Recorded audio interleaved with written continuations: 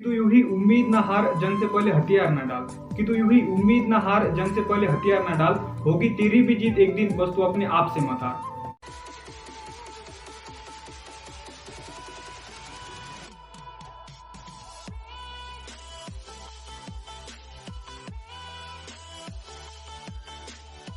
Hey guys and welcome back to channel nursing study Prateek makes learning easy.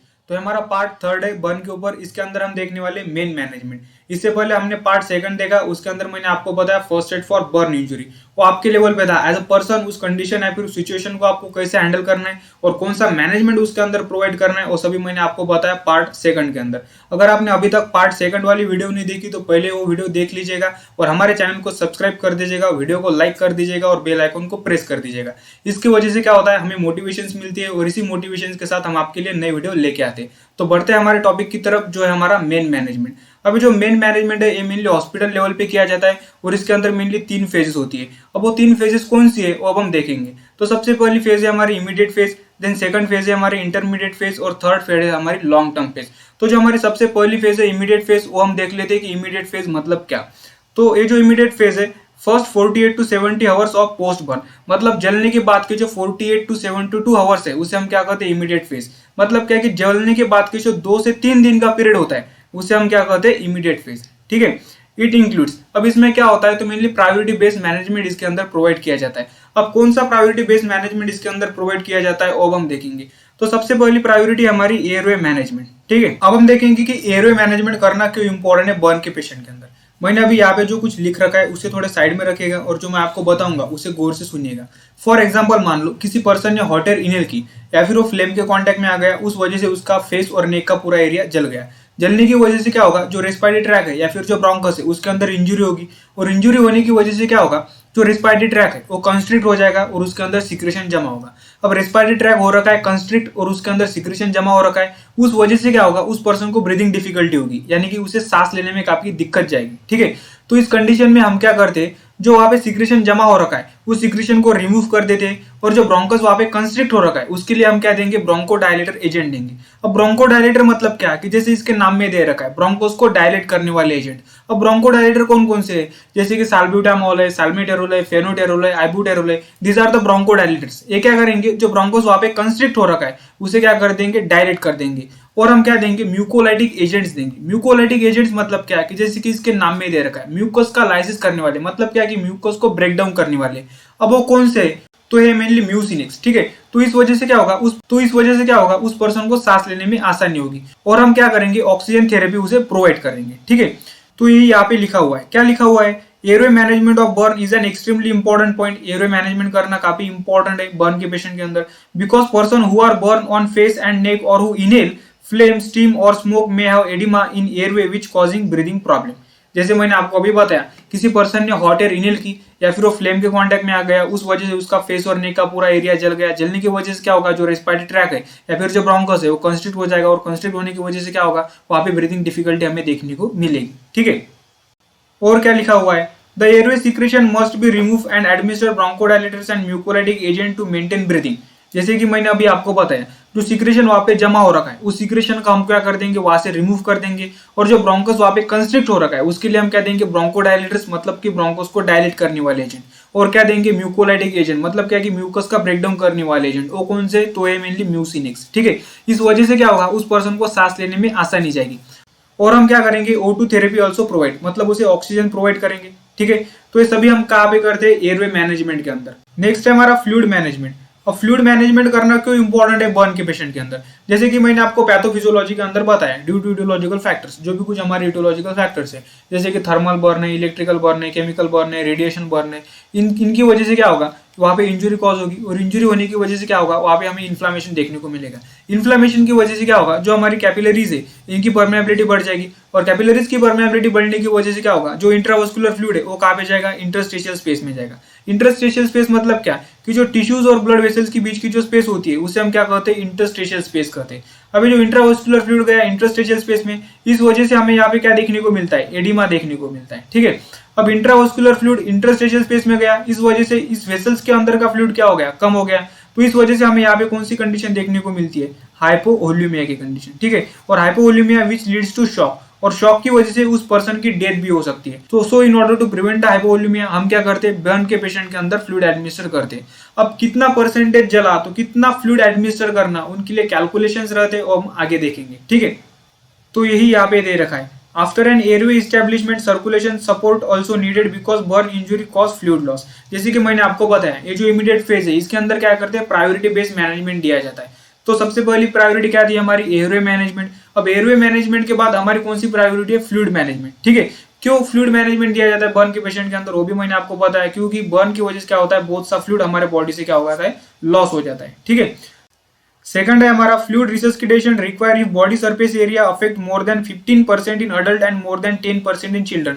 अब fluid resuscitation मतलब क्या होता है, तो फ्लूइड रिसस्किटेशन मतलब large amount of fluid administer करना एक साथ, ठीक है। अब हम कब करेंगे, जब कोई अडल्ट 15% से ज्यादा बर्न होता है और कोई चिल्ड्रन 10% से ज्यादा बर्न होता है, तो इस कंडीशन में हम क्या करेंगे, फ्लूइड रिसस्किटेशन करेंगे, ठीक है।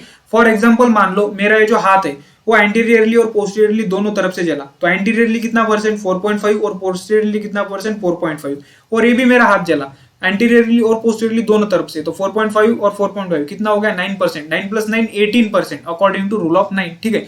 तो इस कंडीशन के अंदर आप क्या करोगे, फ्लूइड एडमिनिस्टर करोगे, बिकॉज ऑफ मोर देन 50% जला है ना, 18% जला कुल मिला के, ठीक है। अगर कोई चिल्ड्रन है तो अगर 10% से ज्यादा बर्न होता है तो उस कंडीशन में भी हम क्या करेंगे, फ्लूइड एडमिनिस्टर करेंगे। अब कितना percentage of body surface area जला तो कितना फ्लूइड एडमिनिस्टर करना, इनके लिए कुछ कैलकुलेशंस है, कुछ साइंटिस्ट है जिन्होंने कुछ अपने फॉर्मूलाज दिए। तो अब हम देखते हो कौन कौन से फॉर्मूलाज है। तो सबसे पहला फॉर्मूलाज है हमारा पार्कलैंड फॉर्मूला, देन सेकंड है कॉन्सेंसस का फॉर्मूला, थर्ड है इवंस फॉर्मूला और फोर्थ है हमारा ब्रूक आर्मी फॉर्मूला। अब वन बाय वन ये सब हम फॉर्मूलाज देखेंगे और पढ़ेंगे कि कितना बॉडी सरफेस एरिया बर्न होता है तो कितना फ्लूइड एडमिनिस्टर करना होता है। तो सबसे पहला है हमारा पार्कलैंड फॉर्मूला। पार्कलैंड फॉर्मूला के अंदर रिंगल लैक्टेट सॉल्यूशन यूज में लिया जाता है। तो पार्कलैंड फॉर्मूला कुछ इस तरीके से 4 ml multiply by kg body weight multiply by percentage of total body surface area burn. मतलब क्या कि हमें 4 ml रिंगल लैक्टेट सॉल्यूशन लेना है, उसे किसके साथ मल्टीप्लाई करना है, उस पर्सन के बॉडी वेट के साथ, और किसके साथ मल्टीप्लाई करना है, percentage of total body surface area burn, मतलब कि उस पर्सन का कितना बॉडी सरफेस एरिया बर्न हुआ है, ठीक है। अब आप कहोगे कि सर हमें कैसे पता चलेगा कि उस पर्सन का कितना बॉडी सरफेस एरिया बर्न हुआ। वेट तो हमें पता चल ही जाएगा कि उस पर्सन को हम पूछेंगे कि भाई आपका वेट कितना है, लेकिन परसेंटेज हमें कैसे पता चलेगा कि कितना बॉडी सरफेस एरिया बर्न हुआ है। जैसे कि मैंने आपको क्लासिफिकेशन के अंदर बताया, with the help of rule of 9 या फिर लून एंड ब्रूडर चार्ट या फिर पाम मेथड, ठीक है। तो इसकी हेल्प से हमें पता चलता है कि कितना बॉडी सरफेस एरिया उस पर्सन का बर्न हुआ। फॉर एग्जांपल मान लो ये हाथ जला एंटीरियरली और पोस्टीरियरली दोनों तरफ से, तो एंटीरियरली कितना 4.5% और पोस्टीरियरली कितना 4.5% with the help of rule of 9, ठीक है। तो इससे हम कैलकुलेट करते हैं कि कितना उस पर्सन का बॉडी सरफेस एरिया बर्न हुआ है। तो हमें क्या करना है, इनकी मल्टीप्लीकेशन कर देनी है और जो वैल्यूज हमें मिलेंगी लास्ट में उसका हाफ करना है, और जो हाफ रहेगा वो हम क्या करते हैं फर्स्ट 8 आवर के अंदर हमें एडमिनिस्टर करना होता है, और जो रिमेनिंग हाफ रहता है वो हम क्या करते हैं नेक्स्ट 16 आवर के अंदर एडमिनिस्टर कर देते हैं। अभी भी आपको समझ में नहीं आया होगा तो मैं एक एग्जांपल से लेता हूँ और उस एग्जांपल्स की हेल्प से मैं आपको समझाऊंगा। मान लो 4 ml हमने क्या लिया, रिंगल लैक्टेज लिया, उसे किसके साथ मल्टीप्लाई किया, उस पर्सन के बॉडी वेट के साथ। यहाँ पे मान के चलो उस पर्सन का बॉडी वेट 70 kg है, ठीक है, और किसके साथ मल्टीप्लाई कर देना है परसेंटेज ऑफ, और किसके साथ मल्टीप्लाई करना है percentage of total body surface area burn, ठीक है। तो with the help of rule of 9 या फिर पाम मेथड या फिर लून एंड ब्रूडर चार्ट, उसे हमें पता चला कि उस पर्सन का कितना बॉडी सरफेस एरिया बर्न हुआ है 18%, ठीक है। इनकी अगर हम मल्टीप्लीकेशन करेंगे तो ये कितने आएगी 5400 ml। अब इस 5400 ml को क्या करना है, दो हिस्सों में डिवाइड कर देना है। अब दो हिस्सों में डिवाइड क्यों करना है, क्योंकि जो फर्स्ट हाफ रहेगी उसे हमें क्या करना है फर्स्ट 8 आवर के अंदर एडमिनिस्टर कर देना है, और जो रिमेनिंग हाफ रहेगी उसे हमें क्या करना है नेक्स्ट 16 आवर के अंदर एडमिनिस्टर कर देना है, ठीक है। तो इसी वजह से मैंने यहाँ पे क्या लिया, डिवाइडेड बाय 2 लिखा, ठीक है। क्यों, क्योंकि जैसे मैंने आपको बताया for first 8 hour and next 16 hour, ठीक है। अब इस 5400 की हाफ वैल्यू कितनी आएगी 2520। अब ये जो 2520 है ये हमें क्या करना है फर्स्ट 8 आवर के अंदर एडमिनिस्टर कर देना है, और जो रिमेनिंग 2520 ml है ये हम क्या करते हैं नेक्स्ट 16 आवर के अंदर एडमिनिस्टर कर देते हैं, ठीक है। तो ये हो गया हमारा पार्कलैंड फॉर्मूला। तो सेकंड है हमारा कॉन्सेंसस का फॉर्मूला। कॉन्सेंसस के फॉर्मूले के अंदर रिंगल लैक्टेट सॉल्यूशन यूज में लिया जाता है, जैसे हमने पार्कलैंड फॉर्मूला के अंदर देखा वहां पे भी रिंगल लैक्टेट का ही सॉल्यूशन यूज में लिया जाता है, ठीक है। तो कॉन्सेंसस का फॉर्मूला कुछ इस तरीके से 2 to 4 ml multiply by kg body weight multiply by percentage of total body surface area burn. मतलब क्या कि हमें 2 से 4 ml क्या लेना होता है रिंगल लैक्टेट सॉल्यूशन, उसे किसके साथ मल्टीप्लाई करना होता है, उस पर्सन के बॉडी वेट के साथ, और किसके साथ मल्टीप्लाई करना है, percentage of total body surface area burn, मतलब कि उस पर्सन का कितना बॉडी सरफेस एरिया बर्न हुआ है। ठीक है, अब आप कहोगे कि सर आपको कैसे पता चलेगा कि उस पर्सन का कितना बॉडी सरफेस एरिया बर्न हुआ है, तो with the help of rule of 9 या फिर लुनेन-ब्रूडर चार्ट या फिर पाम मेथड, इसके हेल्प से हमें पता चलता है कितना बॉडी सरफेस एरिया उस पर्सन का बर्न हुआ। ये सभी मैंने पार्ट फर्स्ट के अंदर बता रखा है। अगर आपने हमारी पास्ट फर्स्ट वाली वीडियो नहीं देखी तो पहले पार्ट फर्स्ट वाली वीडियो देख लीजिएगा, उसके अंदर आपको समझ में आएगा कि हम कैसे कैलकुलेट करते हैं कितना कितना बॉडी सरफेस एरिया उस पर्सन का बर्न हुआ है। ठीक है, तो इनकी मल्टीप्लिकेशन कर देंगे। मल्टीप्लिकेशन करने के बाद हमें कुछ वैल्यूज मिलेगी, उस वैल्यूज को हमें क्या करना है, सीधा हाफ कर देना है, और जो हाफ वैल्यू रहेगी वो हम क्या करते हैं, फर्स्ट 8 आवर के अंदर एडमिनिस्टर कर देते हैं, और जो रिमेनिंग हाफ है वो हम क्या करते हैं, नेक्स्ट 16 आवर के अंदर एडमिनिस्टर कर देते हैं। ठीक है, फॉर एग्जाम्पल मैंने यहाँ पे कुछ एग्जाम्पल्स दे रखा है, जैसे हमने यहाँ पे लिया 2 ml रिंगल लैक्टेट सोल्यूशन। अब आप कहोगे कि सर आपको कैसे समझ में आएगा कि हमें 2 ml ही रिंगल लैक्टेट सोल्यूशन लेना है, जैसे आपने यहाँ पे बता रखा है कि 2 to 4 ml लेना है, हम 2 भी ml ले सकते हैं, 3 भी ml ले सकते हैं और 4 भी ml ले सकते हैं, तो ये हमें फिजिशियंस बताएंगे कि कितना ml हमें यहाँ पे लेना होता है। ठीक है, तो हमने यहाँ पे ले रखा है 2 ml, उसे किसके साथ मल्टीप्लाई करना है, उस पर्सन के बॉडी वेट के साथ, तो मान लेते हैं उस पर्सन का बॉडी वेट 40 kg है, और किसके साथ मल्टीप्लाई करना है, percentage of total body surface area burn, मतलब कि उस पर्सन का कितना बॉडी सरफेस एरिया बर्न हुआ है। ठीक है, तो ये हमने निकाला with the help of rule of 9, वो पर्सन कितना चला 30%, तो इनकी मल्टीप्लिकेशन कर देंगे, 2 multiply by 40 kg multiply by 30। ठीक है, तो ये कितना आएगा, 2400 ml आएगा। उस 2400 ml को क्या करना है, हमें सीधा हाफ कर देना है, तो इसीलिए मैंने यहाँ पे क्या लिखा है, डिवाइडेड बाय 2। क्यों हाफ करना है, क्योंकि हमें ये जो फ्लूइड है वो कैसे एडमिनिस्टर करना होता है, फर्स्ट 8 आवर के अंदर, और जो रिमेनिंग हाफ है वो हम क्या करते हैं, नेक्स्ट 16 आवर के अंदर एडमिनिस्टर कर देते हैं। ठीक है, तो 2400 को हाफ करने के बाद ये कितना आएगा, 1200 ml। अब ये जो 1200 ml है वो हम क्या करेंगे, फर्स्ट 8 आवर के अंदर एडमिनिस्टर कर देंगे, और जो रिमेनिंग 1200 ml है वो हम क्या करते हैं, नेक्स्ट 16 आवर के अंदर एडमिनिस्टर कर देते हैं। ठीक है, तो ये हो गया हमारा कॉन्सेंसस का फॉर्मूला। कुछ नहीं, कॉन्सेंसस का फॉर्मूला और पार्कलैंड का फॉर्मूला दोनों ही लगभग सेम ही है।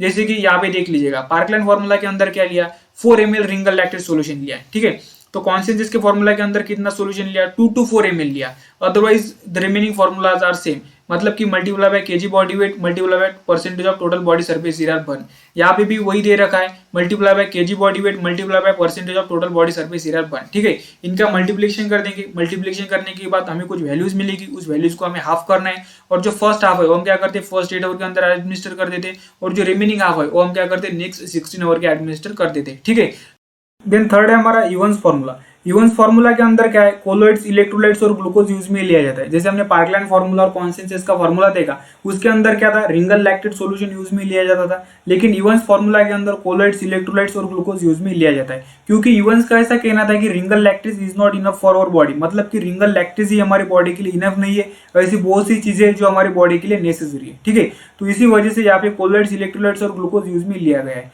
अब कोलोइड्स मतलब क्या, कि ग्लू लाइक सब्सटेंस, मतलब कि ऐसे सब्सटेंस जो इजीली डिफ्यूज ना हो एनिमल मेम्ब्रेन से। ठीक है, तो ऐसे सब्सटेंस कौन से है, तो है मेनली अल्ब्यूमिन। अब अल्ब्यूमिन का क्या फंक्शन है, तो अल्ब्यूमिन हमारे ब्लड का ऑस्मोटिक प्रेशर मेंटेन करता है। अब ऑस्मोटिक प्रेशर को समझने के लिए हमें ऑस्मोसिस प्रोसेस पता होना बहुत जरूरी है, तो मैं आपको लेके चलता हूँ पैथोफिजियोलॉजी की तरफ। तो पैथोफिजियोलॉजी के अंदर हमने पढ़ा ड्यू टू इटियोलॉजिकल फैक्टर्स, मतलब कि जो भी कुछ हमारे इटियोलॉजिकल फैक्टर्स है उसकी वजह से क्या होगा, बर्न, और बर्न की वजह से क्या होगा, इंजुरी, और इंजुरी होने की वजह से क्या होगा, इन्फ्लामेशन, और इन्फ्लामेशन होने की वजह से क्या होगा, जो हमारी कैपिलरीज है इनकी परमेबिलिटी बढ़ जाएगी। कैपिलरीज की परमेबिलिटी बढ़ने की वजह से क्या होगा, जो सॉल्वेंट है वो फ्लो करेगा from low concentration to higher concentration through the semipermeable membrane. तो इस प्रोसेस को हम क्या कहते हैं, ऑस्मोसिस प्रोसेस, और इस प्रोसेस को प्रिवेंट करने के लिए जो प्रेशर लगता है उस प्रेशर को हम कहते हैं ऑस्मोटिक प्रेशर। ठीक है, तो इस ऑस्मोटिक प्रेशर को कौन मेंटेन करता है, अल्ब्यूमिन। देन सेकंड है electrolytes, any type of electrolytes like sodium, potassium, magnesium, calcium यहाँ पे लिए जाते हैं। देन थर्ड है ग्लूकोज। अब ग्लूकोज क्यों लिया जाता है, फॉर इनसेंसिबल लॉस। अब इनसेंसिबल लॉस मतलब क्या, कि ऐसा वाटर लॉस जो हम मेजर नहीं कर सकते, फॉर एग्जांपल स्वेट हो गया, वेपोराइजेशन हो गया। ठीक है, इसे हम क्या कहते हैं, इनसेंसिबल लॉस कहते हैं। अब सेंसिबल वाटर लॉस मतलब क्या, कि ऐसा वाटर लॉस जो हम मेजर कर सकते हैं, फॉर एग्जांपल यूरिन हो गया, स्टूल हो गया, यूरिन हम मेजर करते हैं ना 30 ml 40 ml। ठीक है, तो अब हम देखेंगे कि इवन्स फॉर्मूला क्या है। तो colloids is equals to 1 ml colloids multiply by KG body weight multiply by percentage of total body surface area burn, मतलब कि 1 ml यहाँ पे कोलोइड्स लेना है, उसे मल्टीप्लाई कर देना है उस पर्सन के बॉडी वेट के साथ, और किसके साथ मल्टीप्लाई कर देना है, उस पर्सन का कितना बॉडी सरफेस एरिया बर्न हुआ है। ठीक है, देन सेकंड है हमारा इलेक्ट्रोलाइट्स। इलेक्ट्रोलाइट्स के लिए क्या फॉर्मूला है, 1 ml electrolytes multiply by KG body weight multiply by percentage of total body surface area burn, मतलब क्या, कि हमें 1 ml इलेक्ट्रोलाइट्स लेना होता है। ठीक है, उसे किसके साथ मल्टीप्लाई कर देना है, उस पर्सन के बॉडी वेट के साथ, और किसके साथ मल्टीप्लाई कर देना है, उस पर्सन का कितना बॉडी सरफेस एरिया बर्न हुआ है। ठीक है, देन थर्ड है हमारा ग्लूकोज। कितना ग्लूकोज हमें यहाँ पे लेना होता है 2000 ml फॉर इनसेंसिबल लॉस। मैंने अभी आपको बताया इनसेंसिबल लॉस क्या है, जो ऐसा वाटर लॉस जो हम मेजर नहीं कर सकते, ठीक है। तो इस फॉर्मूला को हम समझते हैं इस एग्जांपल के साथ, जैसे कि colloid is equals to 1 ml colloid, ठीक है। यहाँ पे कितना कोलोइड्स लेने के लिए कहा है 1 ml, तो मैंने यहाँ पे लिख दिया है 1 ml कोलोइड्स, ठीक है। उसे किसके साथ मल्टीप्लाई कर देना है, उस पर्सन के बॉडी वेट के साथ। तो मैंने यहाँ पे लिखा 40 kg, मान के चलते उस पर्सन का बॉडी वेट कितना है 40 kg है, ठीक है। और किसके साथ मल्टीप्लाई कर देना है, उस पर्सन का कितना बॉडी सरफेस एरिया बर्न हुआ है, ठीक है। तो मैंने यहाँ पे लिखा 30%। ये हम किसके हेल्प से कैलकुलेट करेंगे, with the help of rule of 9 या फिर लुनेट चार्ट या फिर पाम मेथड, ठीक है। तो 1 ml multiply by 40 kg multiply by 30%, ये कितना आएगा 1200 ml कोलोइड, ठीक है। तो मैंने यहाँ पे लिख दिया 1200 ml कोलोइड्स। देन सेकंड है हमारा इलेक्ट्रोलाइट्स। इलेक्ट्रोलाइट्स के लिए क्या फॉर्मूला है 1 ml इलेक्ट्रोलाइट्स, मैंने यहाँ पे लिखा 1 ml इलेक्ट्रोलाइट्स। उसे किसके साथ मल्टीप्लाई कर देना है, उस पर्सन के बॉडी वेट के साथ, मैंने यहाँ पे लिखा 40 kg, ठीक है। और किसके साथ मल्टीप्लाई कर देना है, percentage of total body surface area burn, मतलब कि उस पर्सन का कितना बॉडी सरफेस एरिया बर्न हुआ है, ठीक है। तो मैंने यहाँ पे लिखा 30%। आपको क्या करना है, ये जो कोलोइड्स और इलेक्ट्रोलाइट्स इनके अंदर बॉडी वेट और परसेंटेज अलग अलग नहीं लिखना है। तो एक ही पर्सन है तो उतना ही उसका वेट रहेगा और उतना ही परसेंट वो आपको जला हुआ मिलेगा, ठीक है। तो इसकी मल्टीप्लिकेशन कर देंगे 1 ml multiply by 40 kg multiply by 30%, ये कितना आएगा 1200 ml इलेक्ट्रोलाइट्स। देन थर्ड है हमारा ग्लूकोज। ग्लूकोज कितना लेने के लिए कहा है 2000 ml, तो मैंने यहाँ पे लिख दिया 2000 ml फॉर इनसेंसिबल लॉस, ठीक है। अब हमें क्या करना है, ये जो कोलोइड्स इलेक्ट्रोलाइट्स और ग्लूकोज है इनकी एडिशन कर देनी है, ठीक है। तो इसी हिसाब से मैंने यहाँ पे लिखा colloids plus electrolytes plus glucose. कितना कोलोइड है हमारा 1200 ml कोलोइड, तो मैंने यहाँ पे लिखा 1200 ml, ठीक है। देन इलेक्ट्रोलाइट्स कितना है 1200 ml इलेक्ट्रोलाइट्स, तो मैंने यहाँ पे लिखा 1200 ml इलेक्ट्रोलाइट्स। देन ग्लूकोज कितना है हमारा 2000 ml, तो यहाँ पे लिखा मैंने 2000 ml। 1200 ml plus 1200 ml plus 2000 ml कितना हो गया 4400 ml, ठीक है। अब इस 4400 ml को क्या करना है, दो हिस्सों में डिवाइड कर देना है। अब दो हिस्सों में डिवाइड क्यों करना है, जैसे हमने पार्कलैंड फार्मूला और कॉन्सेंसस के फार्मूला के अंदर पढ़ा, जो फर्स्ट हाफ है वो हम क्या करते हैं फर्स्ट 8 आवर के अंदर एडमिनिस्टर कर देते हैं, और जो रिमेनिंग हाफ है वो हम क्या करते हैं नेक्स्ट 16 आवर के अंदर एडमिनिस्टर कर देते हैं, ठीक है। तो उसी हिसाब से मैंने यहाँ पे लिखा 4400 डिवाइडेड बाय 2, मतलब क्या कि for first 8 hour and remaining 16 hour, ठीक है। तो 4400 को अगर हम दो हिस्सों में डिवाइड कर देंगे तो ये कितना आएगा, तो ये आएगा 2200 ml। तो 2200 ml को हमें फर्स्ट 8 आवर के अंदर एडमिनिस्टर करना होता है, और जो रिमेनिंग 2200 है वो हम क्या करते हैं नेक्स्ट 16 आवर के अंदर एडमिनिस्टर कर देते हैं, ठीक है। 8 आवर प्लस 16 आवर कुल मिला के कितना आएगा 24 आवर, मतलब क्या कि कंप्लीट 1 डे, ठीक है। ये हो गया कंप्लीट 1 डे के लिए। देन डे सेकंड के लिए हमें क्या करना होता है, ये जो कोलोइड और इलेक्ट्रोलाइट्स है ये हाफ हाफ लेने होते हैं, और जो ग्लूकोज है ये कंप्लीट लेना होता है। अब कैसे, जैसे यहाँ पे देख लीजिएगा, ये जो कोलोइड है ये कितने थे 1200 ml, तो 1200 के हाफ कितने होते हैं 600 ml, मैंने यहाँ पे लिख दिया 600। देन इलेक्ट्रोलाइट्स कितना था 1200 ml, तो 1200 के हाफ कितने हो गए 600 ml, तो मैंने यहाँ पे लिख दिया 600 ml। और ग्लूकोज कितना लेने के लिए बोला है कंप्लीट ग्लूकोज, तो उस हिसाब से हम कितना लेंगे 2000 ml, ठीक है। तो मैंने यहाँ पे लिख दिया 2000 ml। तो 600 प्लस 2000 ये कितना आ गया 3300 ml। अब इस 3300 ml को क्या करना है डे सेकंड के अंदर एडमिनिस्टर कर देना है, वैसे ही फर्स्ट हाफ फर्स्ट 8 आवर के अंदर, और जो रिमेनिंग हाफ है नेक्स्ट 16 आवर के अंदर, ठीक है। तो ये हो गया हमारा इवन्स फार्मूला। देन फोर्थ है हमारा Brooke army formula. Brooke army formula के अंदर कोलोइड्स इलेक्ट्रोलाइट्स और ग्लूकोज यूज में लेते, जैसे हमने इवन्स फार्मूला के अंदर पढ़ा वहां पे भी कोलोइड्स इलेक्ट्रोलाइट्स और ग्लूकोज ही यूज में लेते थे, ठीक है। तो ब्रूक आर्मी फार्मूला कुछ इस तरीके से colloids is equals to 1.5 ml colloids multiply by kg body weight multiply by percentage of total body surface area burn. मतलब क्या कि हमें 0.5 ml कोलोइड्स लेना है, उसे किसके साथ मल्टीप्लाई कर देना है उस पर्सन के बॉडी वेट के साथ, और किसके साथ मल्टीप्लाई कर देना है percentage of total body surface area burn, मतलब कि उस पर्सन का कितना बॉडी सरफेस एरिया बर्न हुआ है, ठीक है। वो हम किसके हेल्प से निकालेंगे with the help of rule of 9 या फिर लुनेट चार्ट या फिर पाम मेथड। देन सेकंड है हमारा इलेक्ट्रोलाइट्स। तो इलेक्ट्रोलाइट्स कितना है 1.5 ml multiply by kg body weight multiply by percentage of total body surface area burn. मतलब क्या कि हमें 1.5 ml इलेक्ट्रोलाइट्स लेना है, उसे किसके साथ मल्टीप्लाई कर देना है उस पर्सन के बॉडी वेट के साथ, और किसके साथ मल्टीप्लाई कर देना है percentage of total body surface area burn, मतलब कि उस पर्सन का कितना बॉडी सरफेस एरिया बर्न हुआ है, ठीक है। देन थर्ड है हमारा ग्लूकोज। ग्लूकोज कितना लेना है 2000 ग्लूकोज फॉर इनसेंसिबल लॉस, जैसे हमने इवन्स फार्मूला के अंदर पढ़ा वहां पे भी 2000 ml था, ब्रूक आर्मी फार्मूला के अंदर भी 2000 ml है, ठीक है। तो इस फार्मूला को हम इस एग्जांपल की हेल्प से समझते हैं, जैसे कि colloids is equals to 1.5 ml, कितना लेने को कहा 1.5, हमने लिखा है यहाँ पे 1.5 ml, ठीक है। उसे किसके साथ मल्टीप्लाई कर देना है उस पर्सन के बॉडी वेट के साथ, हमने यहाँ पे लिखा 40 kg, और किसके साथ मल्टीप्लाई कर देना है percentage of total body surface area burn. तो हम मान के चलते कितना परसेंट वो 1% बर्न हुआ 30%, ठीक है। तो 0.5 ml multiply by 40 multiply by 30%, ये कितना आएगा 600 ml कोलोइड्स, ठीक है। यहाँ पे लिख दिया मैंने 600 ml। देन सेकंड है हमारा इलेक्ट्रोलाइट्स। इलेक्ट्रोलाइट्स के लिए क्या फॉर्मूला है 1.5 ml, तो हमने यहाँ पे लिख दिया 1.5 ml इलेक्ट्रोलाइट्स। देन सेकंड है kg बॉडी वेट, तो ये कितना उस पर्सन का वेट है 40 kg। Then multiply by percentage of total body surface area burn, मतलब कि उस पर्सन का कितना बॉडी सरफेस एरिया बर्न हुआ है, तो वो कितना है 30% बर्न हुआ है, ठीक है। तो 1.5 ml multiply by 40 kg multiply by 30%, ये कितना आएगा हमारा 1800 ml इलेक्ट्रोलाइट्स, ठीक है। देन थर्ड है हमारा ग्लूकोज। ग्लूकोज कितना लेने के लिए कहा है, 2000 ग्लूकोज फॉर इनसेंसिबल लॉस, तो इस हिसाब से हमने यहाँ भी लिख दिया 2000 ml। अब हमें क्या करना होता है, ये जो कोलाइड्स, इलेक्ट्रोलाइट्स और ग्लूकोज है, इनकी एडिशन कर देनी होती है, जैसे हमने न्यूटन्स फॉर्मूला के अंदर देखा सेम वैसे। देन यहाँ पे हमने लिखा colloids plus electrolytes plus glucose. Then colloid कितना है हमारा 600 ml, तो हमने यहाँ लिख दिया 600 ml। देन इलेक्ट्रोलाइट्स कितना है 1800 ml, तो हमने यहाँ भी लिख दिया 1800। और ग्लूकोज कितना है 2000 ml, तो यहाँ पे लिख दिया हमने 2000 ml, ठीक है। देन 600 प्लस 1800 प्लस 2000 ml, ये कितना आएगा 4400 ml। अभी 4400 ml को क्या करना है, हमें दो हिस्सों में डिवाइड कर देना है। क्यों? क्योंकि जो फर्स्ट हाफ है वो हम क्या करते हैं, फर्स्ट 8 आवर के अंदर एडमिनिस्टर कर देते हैं, और जो रिमेनिंग हाफ है वो हम क्या कर देते हैं, नेक्स्ट 16 आवर के अंदर एडमिनिस्टर कर देते हैं, ठीक है। तो 4400 को अगर हम दो हिस्सों में डिवाइड कर देंगे तो ये कितना आएगा, तो ये आएगा 2200 ml। 2200 ml को क्या करना है, हमें फर्स्ट 8 आवर के अंदर एडमिनिस्टर कर देना है, और जो रिमेनिंग 2200 ml है वो हम क्या करते हैं, नेक्स्ट 16 आवर के अंदर एडमिनिस्टर कर देते हैं, ठीक है। 8 आवर प्लस 16 आवर कुल मिला के कितने हो गए, 24 आवर, मतलब कि क्या कंप्लीट 1 डे, ठीक है। ये हो गया डे फर्स्ट का। देन डे सेकंड में हम क्या करते हैं, ये जो कोलाइड्स और इलेक्ट्रोलाइट्स है इनका हाफ लेते हैं, और ग्लूकोज क्या लेते हैं, कंप्लीट लेते हैं। जैसे न्यूटन्स फॉर्मूला के अंदर पढ़ा, वहां पे भी कोलाइड्स और इलेक्ट्रोलाइट्स क्या लेते थे, हाफ हाफ, और जो ग्लूकोज है वो कंप्लीट लेते थे डे सेकंड के अंदर, ठीक है। तो उस हिसाब से हम लेंगे, ये जो कोलाइड्स है ये कंप्लीट कितने 600 ml, तो 600 का हाफ कितना हो गया 300 ml। ये जो इलेक्ट्रोलाइट्स है ये कितना हो गया हमारा 1800 ml, तो 1800 का हाफ कितना हो गया 900 ml। और ग्लूकोज हम कंप्लीट लेंगे, कितना है 2000 ml, तो हमने यहाँ भी लिख दिया 2000 ml। तो 300 ml plus 900 ml plus 2000 ml, ये कितना आ गया 3300 ml। तो ये 3300 ml को हमें क्या करना है, डे सेकंड के अंदर एडमिनिस्टर कर देना है। वैसे ही फर्स्ट हाफ 8 आवर के अंदर, रिमेनिंग जो बचता है वो नेक्स्ट 16 आवर के अंदर, ठीक है। तो ये होगा हमारा ब्रूक आर्मी फॉर्मूला।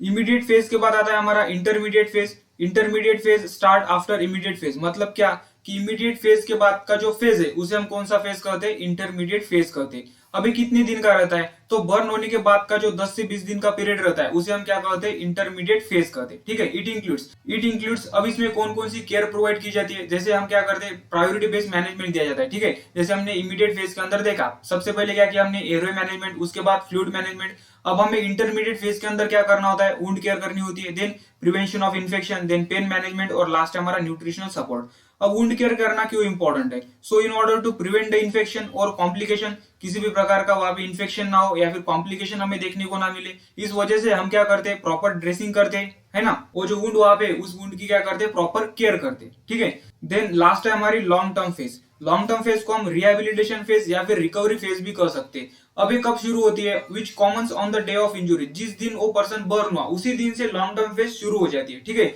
इस फेज के अंदर हम क्या करते हैं, maintain his normal day activities after recovery and to the stabilize his mental health because of body misshaping, ठीक है।